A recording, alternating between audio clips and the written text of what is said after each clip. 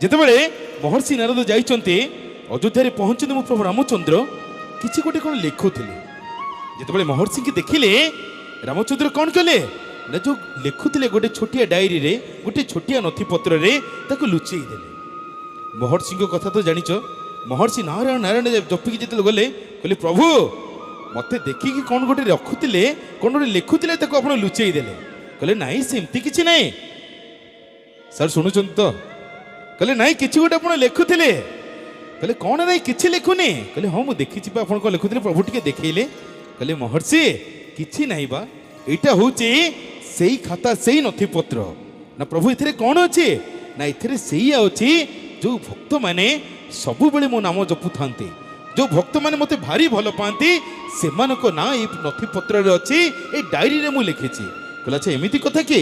ମହର୍ଷି କହିଲେ ନିଶ୍ଚିତ ମୁଁ ତ ଦିନ ରାତି ମୋ ପ୍ରଭୁଙ୍କ ନାମ ଜପୁଛି ନା, ତାହେଲେ ଦେଖିବେ ମୋ ନାଁଟା କେତେବେଳେ ଅଛି ପ୍ରଭୁ ଟିକେ ଦେଖାନ୍ତାନି।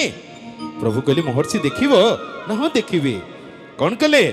ପ୍ରଭୁ ଦେଇଦେଲେ ସେ ଯେଉଁ ନଥିପତ୍ରଟି।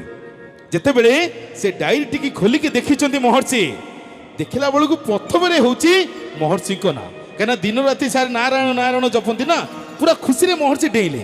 କହିଲେ ଯାହା ହଉ ଏ ଡାଏରୀର ପ୍ରଥମ 1 ନମ୍ବରରେ ମୋ ନାଁ ଅଛି। ଯେତେବେଳେ ଦେଖିଦେଲେ ତାପରେ କ'ଣ କଲେ? ମୁଁ ଆରମ୍ଭରୁ ଶେଷ ଯାଏ ସବୁ ଗୋଟିଏ ଗୋଟିଏ ଫର୍ଦ୍ଦ ନଉଟେଇବାକୁ ଚାଲିଲେ। ଯେତେବେଳେ ନଉଟେଇ ଚାଲିଛନ୍ତି ପ୍ରଭୁ ପଚାରିଲେ ମହର୍ଷି କ'ଣ ନଉଟେଇ ଚାଲିଛ? ତମ ନାଁ ପାଇଁ 1 ନମ୍ବରରେ, ତମେ କ'ଣ ଖୁସି ନୁହଁ? କହିଲେ ମୁଁ ବହୁତ ଖୁସି। ହେଲେ କାହା ନାଁ ଖୋଜୁଛ? କହିଲେ ଖୋଜୁଛି ମୁଁ ଆସିଲା ବେଳେ ଦେଖିଲି ଆପଣଙ୍କ ଘର ବାରଣ୍ଡାରେ ଜଣେ ବସିଛି, ସବୁବେଳେ କହେ ମୁଁ ବହୁତ ବଡ଼ ବର, ମୁଁ ବହୁତ ବଡ଼ ଭକ୍ତମ, ସେ ହନୁମାନ ଖାଲି ରାମ ରାମ ରାମ ରାମ ଜପୁଛି, ହେଲେ ଖାତାରେ କାହିଁ ତା ନାଁ ତ ଜମା ନାହିଁ। କହିଲେ ଆଉ ଦେଖିଲ ନାହିଁ? କହିଲେ ନା ଜମା ହନୁମାନଙ୍କର ନାଁ ନାହିଁ। ଜପିକି ଚାଲିଗଲେ ହନୁମାନଙ୍କ କତିକି। ଇଏ ତ ନାଟୁଆ କୁହନ୍ତି ନା, କଳିଆ ନାରଦ କୁହନ୍ତି। ଯାଇକି ହନୁମାନଙ୍କୁ ପଚାରିଲେ, କହିଲେ ହେ ତମେ ରାମ ନାମ ଜପ କର, ବନ୍ଦ କର ଆଉ ଜପନି। କହିଲେ କାହିଁକି? କହିଲେ ଏଥିପାଇଁ କହୁଛି ମୋ ପ୍ରଭୁଙ୍କ ପାଖରେ ଗୋଟେ ଖାତା ଅଛି, ମୋ ପ୍ରଭୁଙ୍କୁ ଯିଏ ବଡ଼ ଭକ୍ତ, ଯିଏ ମୋ ପ୍ରଭୁଙ୍କୁ ବେଶୀ ଭଲ ପାଆନ୍ତି, ସେ ଖାତାରେ ତମ ନାଁ ନାହିଁ। କହିଲେ ଏମିତି କଥା? କହିଲେ ହଁ ଜମା ତମ ନାଁ ନାହିଁ। ହନୁମାନ ଆଜ୍ଞା କାନ୍ଦି ପକେଇଲେ। କାନ୍ଦି ପକେଇ କହିଲେ ଏମିତି କ'ଣ ହେଇପାରେ?